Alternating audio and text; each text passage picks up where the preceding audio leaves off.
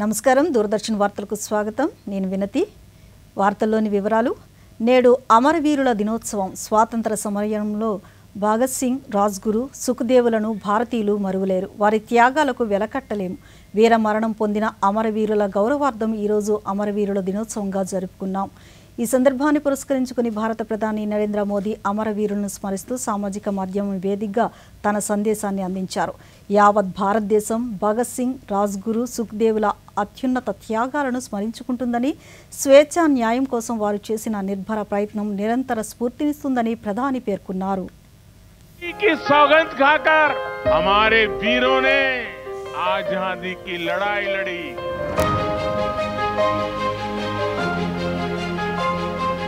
इसी माटी में 100 साल पहले एक छोटा सा बच्चा लकड़ियां बो रहा था और जब उसके पिता ने पूछा कि क्या बो रहे हो तो वो बोला कि बंदूकें बो रहा हूं। पिता ने पूछा कि बंदूकों का क्या करोगे तो बालक ने कहा अपने देश को आजाद कराऊंगा।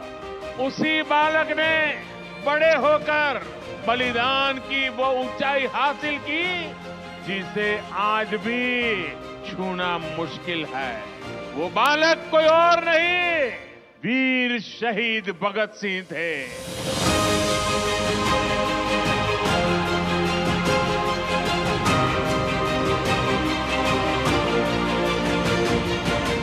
आज इतने वर्षों बाद भी अमर शहीद भगत सिंह राजगुरु और सुखदेव के बलिदान की गाथा देश के बच्चे बच्चे की जुबान पर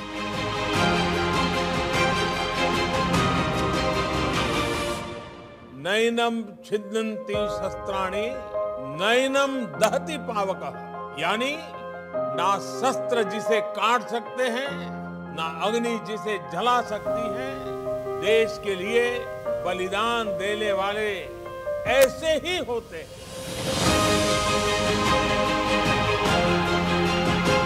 शहीद दिवस पर मैं देश के लिए अपना सर्वस्व न्योछावर करने वाले सभी वीर वीरांगनाओं को कृतज्ञ राष्ट्र की तरफ से भावांजलि अर्पित करता हूं। ప్రభుత్వం చేపట్టిన ఫిట్ ఇండియా కార్యక్రమాన్ని ప్రోత్సహించేలా నేడు ఢిల్లీలో డీడీ న్యూస్ వాకథాన్ నిర్వహించింది ఈ వాకథాన్ దూరదర్శన్ భవన్ ప్రధాన ద్వారం నుంచి ప్రారంభమై దాదాపు 4 కిలోమీటర్ల మేర సాగింది Prasar Bharati CEO Gaurav Trivedi Doordarshan news director Priya Kumar ఈ వాకథాన్ను జెండా ఊపి ప్రారంభించారు ఇందులో దూరదర్శన్ ఉద్యోగులు దివ్యాంగులు కూడా ఉత్సాహంగా పాల్గొన్నారు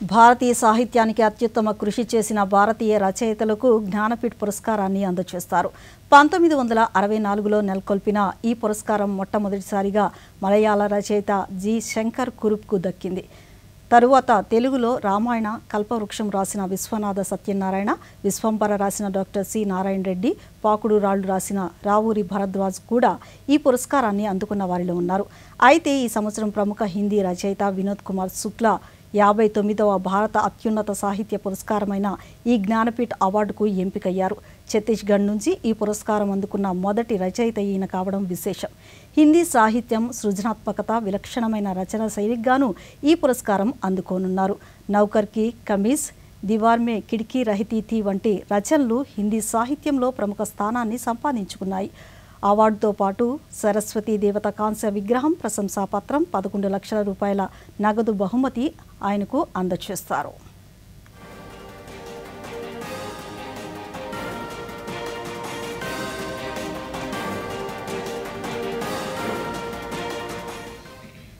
సమర్థవంతమైన నాయకుల నేతృత్వంలో ప్రజలు సురక్షితంగా ఉండగలరని కేంద్ర గ్రామీణాభివృద్ధి కమ్యూనికేషన్ శాఖ సహాయ మంత్రి డాక్టర్ పెమ్మసాని చంద్రశేఖర్ అన్నారు. గుంటూరు జిల్లా కోల్లిపర గ్రామంలో 4,19,00,000 రూపాయలతో నిర్మించనున్న హై లెవెల్ వంతెనకు రాష్ట్ర పౌర సరఫరాల శాఖ మంత్రి నాదెండ్ల మనోహర్తో కలిసి ఆయన శంకుస్థాపన చేశారు. అనంతరం పెంబసాని చంద్రశేఖర్ మాట్లాడుతూ జాబ్ కార్డులు తక్కువగా ఉండడం వలన 2 కోట్లు మాత్రమే ఈ ప్రాంతానికి వస్తే నాదెండ్ల మనోహర్ చొరవతో 12 కోట్ల రూపాయలు మంజూరయ్యాయని తెలిపారు. ఈ కార్యక్రమంలో శాసన మండలి సభ్యులు ఆలపాటి రాజేంద్ర ప్రసాద్ తదితరులు పాల్గొన్నారు. నియోజకవర్గాలకు వచ్చినాయి. మనకు 2 కోట్లే వస్తే మనోహర్ గారు వెళ్ళి పవన్ కళ్యాణ్ గారిని అడిగి మాకు 2 కోట్లు అంటే కష్టం అని చెప్పి మళ్ళీ 10 కోట్ల రూపాయలు గుంటూరు పార్లమెంటు, అందులో మెజారిటీ తెనాలికి ఉపయోగపడే విధంగా అందులో దాదాపు 7 కోట్లు వాడుకుంటాం. అంటే 10 + 2 12 కోట్ల రూపాయలు ఈ ప్రాంతానికి వచ్చినాయి.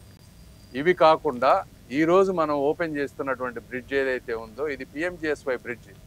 ఇది యాక్చువల్గా 2023లోనే శాంక్షన్ అయింది సెంట్రల్ గవర్నమెంట్. కాకపోతే ఆ రోజు ఉన్నటువంటి ప్రభుత్వం ఒక ప్రణాళిక లేకుండా మ్యాచింగ్ 40% స్టేట్ ఇవ్వాల్సింది ఇవ్వకుండా ఉండటం వల్ల 2 సంవత్సరాలు అయిపోయింది బ్రిడ్జ్ ఇది వర్క్ అవటం. ఈ రోజున మళ్ళీ మ్యాచింగ్ తీసుకొచ్చి మనం ఈ రోజున శంకుస్థాపన చేసుకుంటా ఉన్నాం. ఇవి కాకుండా నేను మొన్న PMGSY సెంటర్ నుంచి దాదాపుగా 22 కోట్ల రూపాయలు విలువ చేసేటువంటి 3 లార్జ్ లెంతీ రోడ్స్ తీసుకొచ్చాం. శ్రీకాకుళం జిల్లా అరసవల్లి శ్రీ సూర్యనారాయణ స్వామివారి ఆలయాన్ని అభివృద్ధి చేసేందుకు చర్యలు తీసుకుంటామని రాష్ట్ర వ్యవసాయ శాఖ మంత్రి కింజరాపు అచ్చెన్నాయుడు అన్నారు. అరసవల్లి స్వామివారి ఆలయాన్ని ఈరోజు ఆయన కుటుంబ సభ్యులతో కలిసి దర్శించుకున్నారు. అనంతరం ఆలయం వెలుపల మంత్రి మీడియాతో మాట్లాడుతూ దేశవ్యాప్తంగా అరసవల్లి ఆలయానికి తరలివస్తున్న భక్తులకు మౌలిక వసతులు కల్పిస్తామన్నారు. ప్రసాదం పథకం నుంచి సుమారు 100 కోట్ల రూపాయలను అరసవల్లి ఆలయ ప్రాంతం అభివృద్ధికి కేటాయిస్తామన్నారు. సూర్య భగవాన్ని దర్శించుకునే భాగ్యం కలిగింది. చాలా ఆనందంగా ఉంది. మీ అందరికీ తెలుసు, అరసవల్లి సూర్య భగవానుడు ఒక శ్రీకాకుళం జిల్లాకే కాదు, ఆంధ్ర రాష్ట్రానికే కాదు, దేశంలో అతి తక్కువ దేవాలయాలు ఉన్నాయి. అందులో సూర్య భగవానుడు దేవాలయం ఒకటి. అందులో మన శ్రీకాకుళం జిల్లాలో ఉండడం మనందరూ అదృష్టంగా భావిస్తాం. ఎమ్మెల్యే గారు, కేంద్ర మంత్రి గారి నాయకత్వంలో రాష్ట్ర పండగగా చేసి ఆ పండగ అంగరంగ వైభవంగా జరుపుకొని ప్రతి ఒక్కరి మనలో కూడా పొందాం. అయితే ఈ డెవలప్మెంట్ విషయంలో ఫాలో అప్ లేకపోవడం వల్ల కొంచెం నేను కూడా అన్సాటిస్ఫాక్షన్గా ఉన్నాను. మనం డెవలప్మెంట్ స్పీడ్గా స్టార్ట్ చేసాం. ఇందులో ఎమ్మెల్సీ ఎన్నికలు, తర్వాత శాసనసభ సమావేశాలు, దీనివల్ల ఎక్కువ సమయం ఇవ్వకపోవడం వల్ల కంటిన్యూషన్ లేదు. ఈరోజు నేను చూశాను. నా ఆలోచన ఏమిటంటే వచ్చిన ప్రతి ఒక్క భక్తుడికి ఇబ్బంది లేకుండా చూడాలి. పల్నాడు జిల్లా సత్తెనపల్లిలో ఏరియా ఆసుపత్రిలో నూతనంగా ఏర్పాటు చేసిన వైద్య సదుపాయాలను రాష్ట్ర వైద్యారోగ్య శాఖ మంత్రి వై సత్యకుమార్ యాదవ్ ఈరోజు ప్రారంభించారు.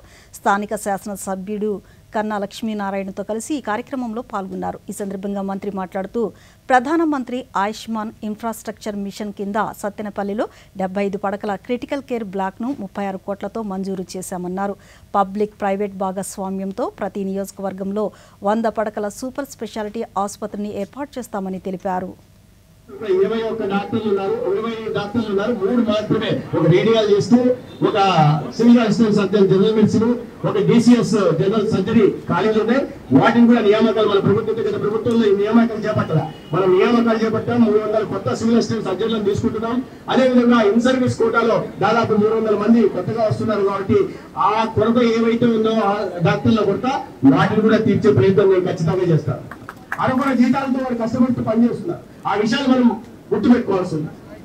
రాబోయే ఆర్థిక సంవత్సరానికి పూర్తి చేసి ఒక అద్భుతమైన ఈ పల్నాడు జిల్లాలో ఒక మెడికల్ కళాశాలను ఒక్కొక్క నియోజకవర్గంలో 100 పడకల.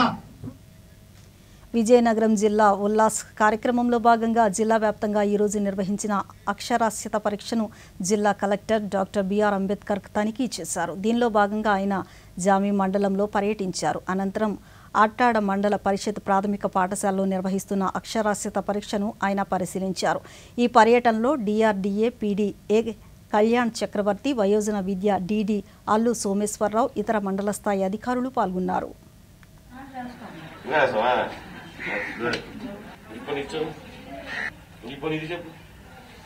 చూసి రాసి అయిపోయిందా బాగా నిజం మీరు కూర్చోమ్మా కూర్చో నువ్వు రాలేదు నిందా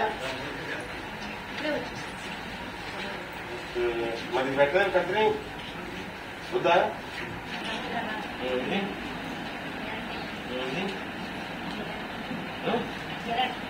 కాదు గరికన్నా ఇంక కనీసం. ఇప్పుడు చిన్న విరామం తీసుకుందాం.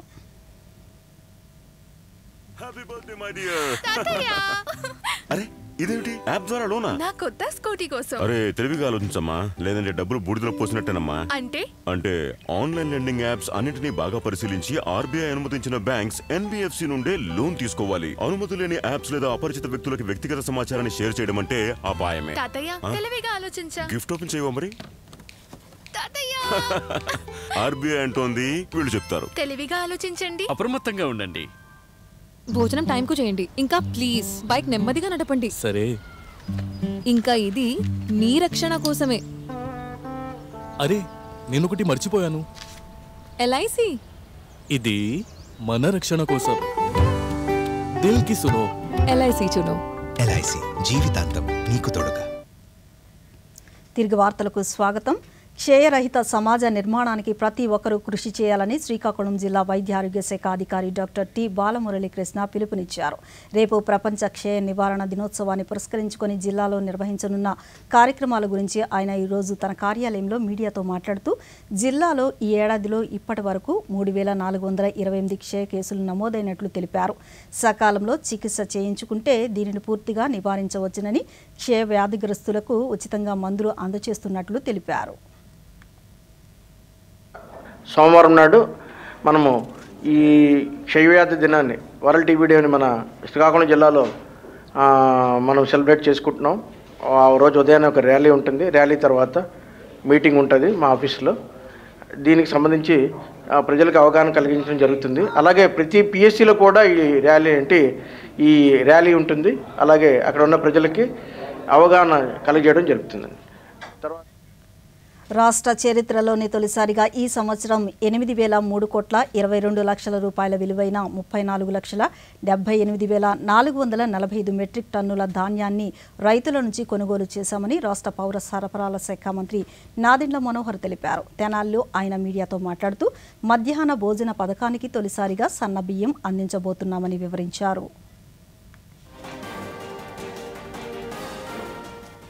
ఒక మైలురాయి చేరాం. రాష్ట్ర వ్యాప్తంగా మేము కొనుగోలు చేసిన ధాన్యం 8,003 కోట్ల రూపాయలకి చేరింది. గతంలో ఎప్పుడు కూడా ఆంధ్రప్రదేశ్లో ఈ స్థాయిలో కొనుగోలు జరగలేదు. 34,78,445 మెట్రిక్ టన్నులు ధాన్యం ఈ రోజుకి మేము కొనుగోలు చేశాం. 24 గంటల లోపే వాళ్ళ ఖాతాలోకి జమ చేశాం. ఇది మా కూటమి ప్రభుత్వం యొక్క చిత్తశుద్ధి. గత సంవత్సరం వైఎస్ఆర్సీపీ ప్రభుత్వంలో మన గుంటూరు జిల్లాలో కొనుగోలు చేసింది 4,730 మెట్రిక్ టన్నులు. కేవలం 4,730 మెట్రిక్ టన్నులు కొనుగోలు చేశారు. అదే మన కూటమి ప్రభుత్వం 40,009 మెట్రిక్ టన్నులు కొనుగోలు చేశాం. 746% గత సంవత్సరంతో పోలిస్తే మనం ధాన్యం కొనుగోలు చేశాం. బాపట్ల జిల్లాలో గత సంవత్సరం వాళ్ళు కొనుగోలు చేసింది 29,164 లక్షల మెట్రిక్ టన్నులు. అదే మనం కొనుగోలు చేసింది 91,758 మెట్రిక్ టన్నులు, అంటే 215%. ఉమ్మడి కర్నూలు జిల్లా పశుసంవర్ధక శాఖ ఉద్యోగుల సర్వసభ్య సమావేశం ఈ రోజు జరిగింది. కర్నూలులో జిల్లా పశుసంవర్ధక శాఖ కార్యాలయంలో నిర్వహించిన ఈ కార్యక్రమంలో నంద్యాల, కర్నూలు జిల్లాల నూతన కార్యవర్గాన్ని ఎన్నుకున్నారు. ఈ సందర్భంగా పశుసంవర్ధక శాఖ ఉద్యోగుల సమస్యలు పరిష్కరించాలని కోరారు. పశువులకు వ్యాక్సిన్ వేసేందుకు ఫీల్డ్కి వెళ్లినప్పుడు ఆసుపత్రిలో సిబ్బంది లేకుండా పోతున్నారని, అనేక సమస్యలు వస్తున్నాయని, వెంటనే ఖాళీగా ఉన్న ఉద్యోగాలను భర్తీ చేయాలని కోరారు. మహిళా ఉద్యోగులకు కనీస వసతులు కల్పించాలని కోరారు.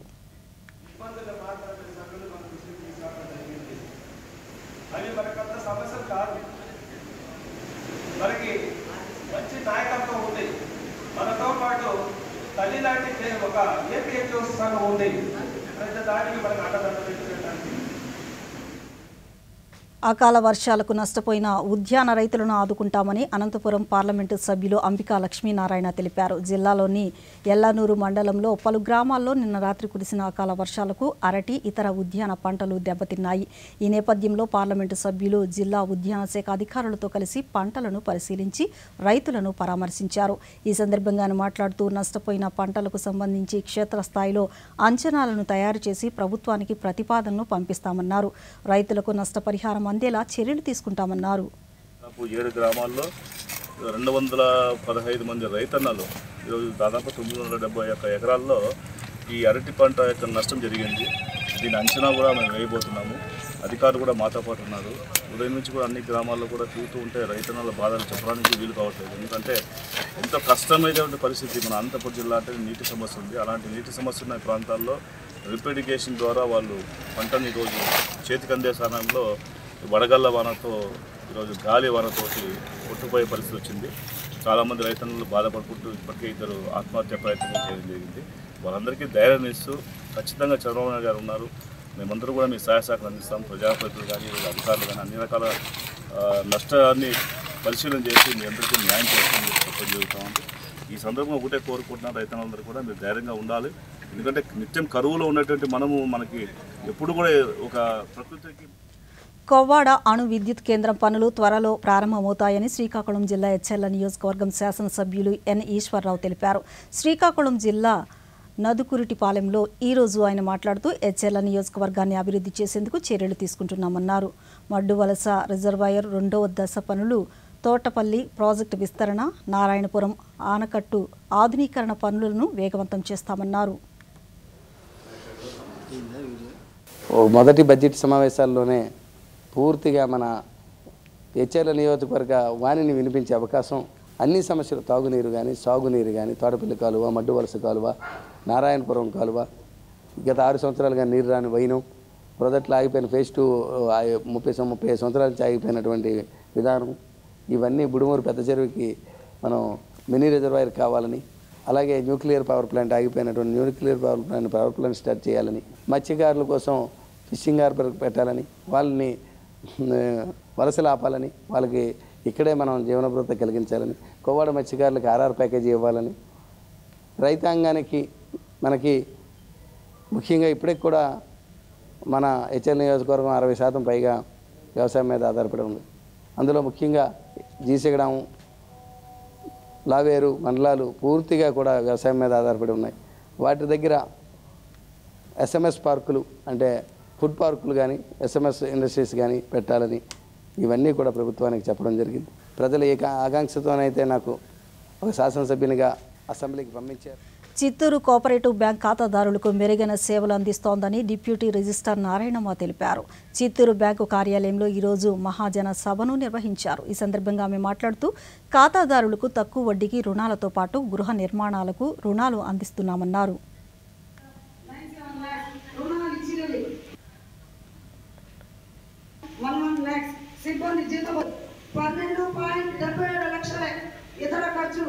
ఈ బ్యాంక్ ఏమంటే ఇప్పుడు మనము 39/24 నాటి పరిపాలన నివేదికని ఈ మహాజన సభలో మనం సమర్పించుకున్నాము. తర్వాత ఇప్పుడు ఈ బ్యాంక్ అయితే ప్రస్తుతానికి లాభాల బాటలోనే పయనిస్తూ ఉంది. కాబట్టి అందరూ కూడా ఈ బ్యాంక్ పట్ల విశ్వాసం అనేది, అభిమానం అనేది పెంచుకొని బ్యాంక్ యొక్క పురోభివృద్ధికి అందరూ. జిల్లా పరిషత్ కన్వెన్షన్ హాల్ నందు జరుగుతున్న district development coordinator and monitoring committee సమావేశానికి మచిలీపట్నం పార్లమెంటు సభ్యులు వల్లభనేని బాలశౌరి హాజరయ్యారు. తొలుత కృష్ణా జిల్లా union bank of India regional head Venkatrao, bank అధికారులు ఆయనకు పుష్పగుచ్చం అందించి స్వాగతం పలికారు. అవనిగడ్డ, మచిలీపట్నం, పెడన, గుడివాడ నియోజకవర్గాల్లో వేసవిని దృష్టిలో ఉంచుకుని గ్రామీణ ప్రాంతాల్లో తాగునీటికి ఇబ్బంది లేకుండా ప్రతినిత్యం ట్యాంకర్ల ద్వారా నీటిని పంపిణీ చేయడానికి 2 కోట్ల రూపాయల సిఎస్ఆర్ నిధులను అందించామని బాలశౌరి తెలిపారు. అంతేకాకుండా అంగన్వాడీ భవనాల పునర్నిర్మాణానికి అవసరమైన అంచనాలను రూపొందించి కేంద్ర ప్రభుత్వం ద్వారా నిధులు తీసుకువస్తామని హామీ ఇచ్చారు.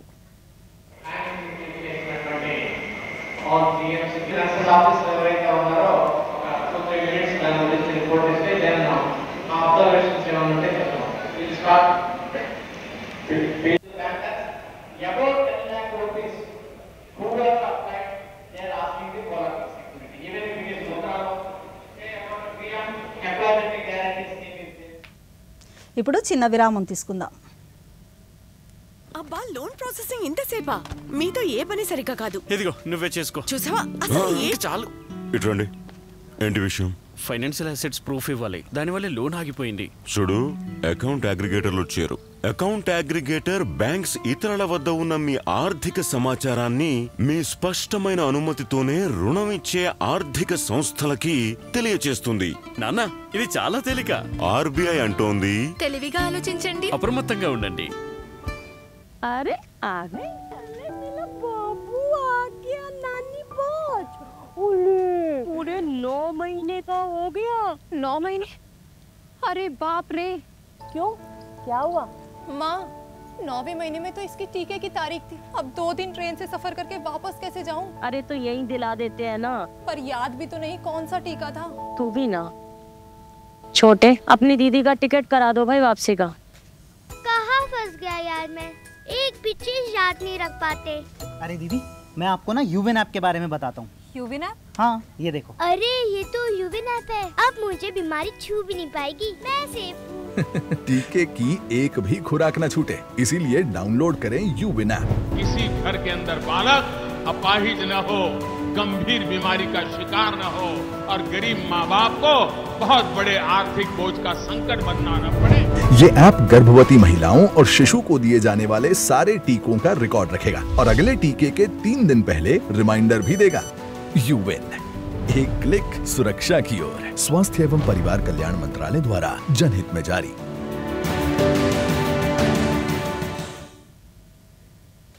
జిల్లాలో యువతకు ఉపాధి అవకాశాలు కల్పించేందుకు పరిశ్రమల స్థాపనకు కృషి చేస్తున్నామని ఏలూరు పార్లమెంటు సభ్యులు పుట్టా మహేష్ కుమార్ పేర్కొన్నారు. ఏలూరు కలెక్టరేట్లో జరిగిన అభివృద్ధి సమన్వయ పరిరక్షణ కమిటీ సమావేశానికి ఆయన అధ్యక్షత వహించారు. కేంద్ర ప్రభుత్వ నిధులతో జిల్లాలో అమలు చేస్తున్న వివిధ అభివృద్ధి ప్రాజెక్టుల పురోగతిపై సమీక్షించారు. ఈ సందర్భంగా మహేష్ కుమార్ మీడియాతో మాట్లాడుతూ సింగిల్ విండో విధానం ద్వారా ఔత్సాహిక పారిశ్రామికవేత్తలకు అనుమతులు జారీ చేస్తున్నామని తెలిపారు. ఈ సమావేశంలో జిల్లా కలెక్టర్ కె వెట్రిసెల్వి, జిల్లా పరిషత్ చైర్పర్సన్ గంటా పద్మశ్రీ, శాసనసభ్యులు సొంగ రోషన్ కుమార్, చింతమనేని ప్రభాకర్, వివిధ శాఖల జిల్లా అధికారులు పాల్గొన్నారు. కలెక్టర్ గారు కూడా అధికారులు అందరూ కూడా స్పందించారు. అదే రకంగా పాజిటివ్గా ముందుకు తీసుకొని వెళ్తున్నాం. ఇవాళ వచ్చే రోజుల్లో ఇండస్ట్రీస్ తీసుకొని రావాల్సిన అవసరం ఉంది, యువతకి ఉద్యోగాలు ఇవ్వాల్సిన అవసరం ఉంది. అదే రకంగా మేము అందరం పనిచేస్తామని మేము అందరికీ తెలుపుతున్నాం. అలాగే ఇవాళ మన పార్లమెంట్లో చాలా వరకు ఇండస్ట్రీస్ ఉన్నాయి. ఇండస్ట్రీస్ అన్నీ కూడా చాలా వరకు సిఎస్ఆర్ ఫండ్స్, ఇక్కడ జరిగే ఇండస్ట్రీస్ ఆల్మోస్ట్ 4,000 కోట్ల పైనే టర్నోవర్ చేస్తుండే ఇండస్ట్రీస్ ఉన్నాయి. వాళ్ళకి సిఎస్ఆర్ కింద అట్లీస్ట్ 1 to 2% వాళ్ళు కంపల్సరీ సిఎస్ఆర్ ఫండ్స్ యూటిలైజేషన్ చేయాలి. అది ఫస్ట్ ఏలూరులోనే యూటిలైజేషన్ చేయాలి. దానికి సంబంధించిన ఒక డిపార్ట్మెంట్ ఇండస్ట్రియల్ వాళ్ళకి స్పెషల్ ఆఫీసర్ని దీనికి పెట్టి దీన్ని కంపల్సరీ దీన్ని ఫాలో అయ్యి మనకు కూడా ఆ నిధులు రావడం వల్ల ఎమ్మెల్యే గారికైనా కానీ, అలాగే అక్కడ ఉండే మండల్ పార్టీ ప్రెసిడెంట్లకైనా కానివ్వండి, అలాగే మన దేశ భద్రతలో కీలక పాత్ర పోషించే కేంద్ర పారిశ్రామిక భద్రతా దళం సిఐఎస్ఎఫ్ ఒక వినూత్న కార్యక్రమంతో ప్రజల్లో అవగాహన కల్పిస్తోంది. సిఐఎస్ఎఫ్ ఏర్పాటై 75 సంవత్సరాలు పూర్తయిన సందర్భంగా దేశంలో తీర ప్రాంతాల్లోని ప్రజల్లో మత్తు పదార్థాలు, ఆయుధాల స్మగ్లింగ్, బాలికా విద్య, సాధికారత వంటి వాటిపై అవగాహన కల్పించే లక్ష్యంతో కోస్టల్ సైక్లోథాన్ నిర్వహిస్తోంది. ఈ నెల 7వ తేదీన పశ్చిమ బెంగాల్లో ప్రారంభమైన ఈ కోస్టల్ సైక్లోథాన్ శనివారం ఒంగోలు చేరుకుని సాయంత్రం తిరిగి బయలుదేరి వెళ్ళింది. 60 మంది సభ్యులు ఉన్న ఈ బృందంలో 8 మంది మహిళలు కూడా ఉన్నారు.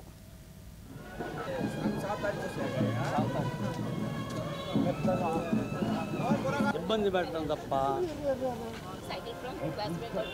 Sir, అయిపోయింది sir. You understood seriously? You have any doubts you want to ask?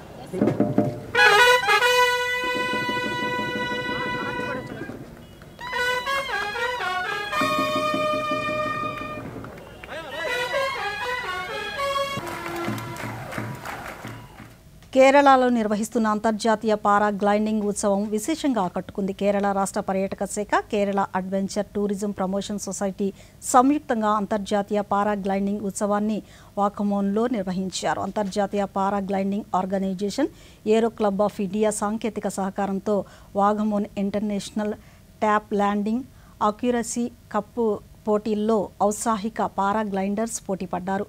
వాగమోన్లో పారాగ్లైడర్స్ చేసిన ఉత్కంఠభరితమైన విన్యాసాలతో అంతర్జాతీయ పారాగ్లైడింగ్ పోటీలు విజయవంతంగా ముగిశాయి.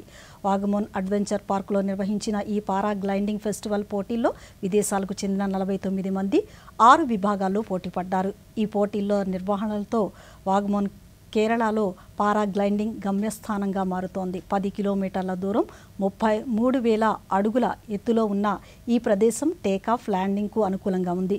ఇక్కడ చల్లని వాతావరణం, తేమకు తోటలు, గడ్డి భూములు పారాగ్లైడింగ్కు అనుకూలంగా ఉన్నాయని క్రీడాకారులు తెలిపారు.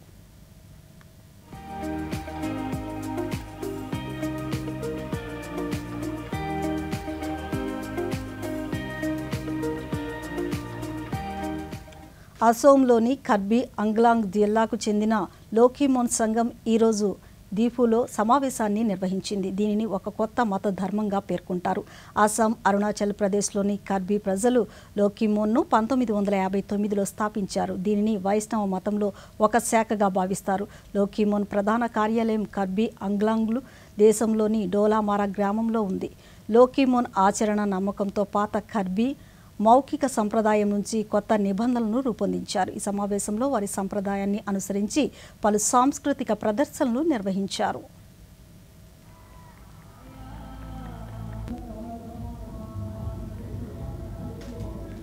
ప్రధానమంత్రి నరేంద్ర మోదీ ప్రభుత్వం రైతుల సంక్షేమానికి అధిక ప్రాధాన్యతనిస్తుంది. ఇందులో భాగంగా వ్యవసాయ యంత్రీకరణ, క్లీన్ ఎనర్జీ అభివృద్ధికి అధిక ప్రాధాన్యతనిస్తూ CSIR సంస్థ స్వదేశీ పరిజ్ఞానంతో వ్యవసాయానికి పనికి వచ్చే యంత్రాలను అందిస్తోంది. రైతులకు భారాన్ని తగ్గించేలా హిమాచల్ ప్రదేశ్ పాలంపూర్లో CSIR IHBT సంస్థ అందిస్తున్న ఈ యంత్రాలతో రైతులు ఎంతో లబ్ధి పొందుతున్నారు. ఈ విశేషాలేంటో ఈ కథనంలో చూద్దాం.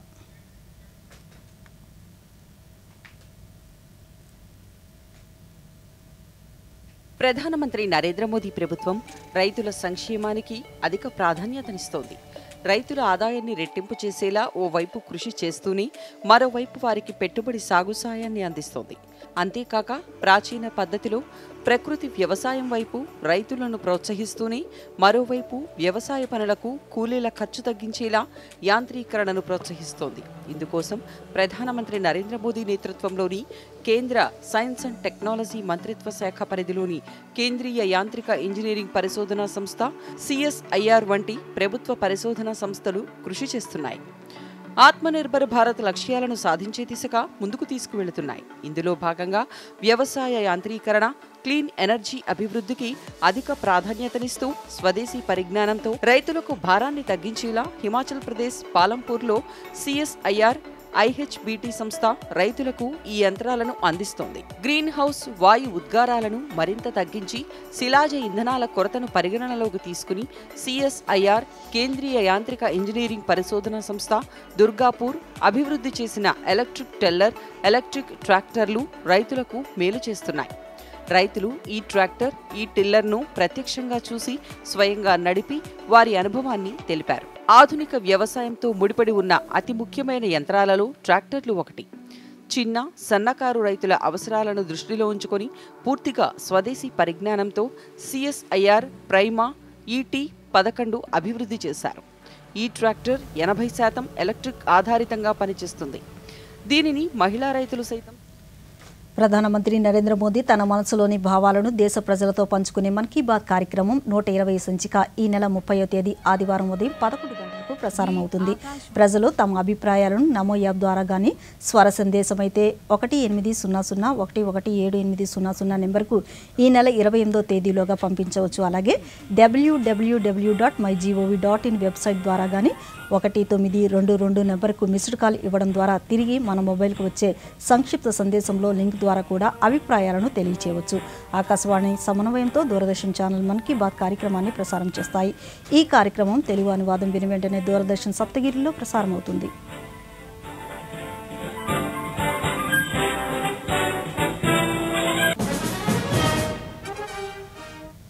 వార్తలు ముగించే ముందు ముఖ్యాంశాలు మరొకసారి.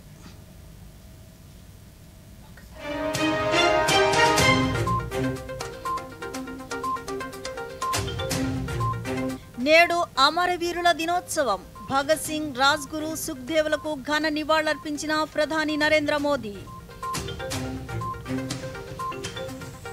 గుంటూరు జిల్లా కొల్లిపర గ్రామంలో హై లెవెల్ వంతెనకు శంకుస్థాపన.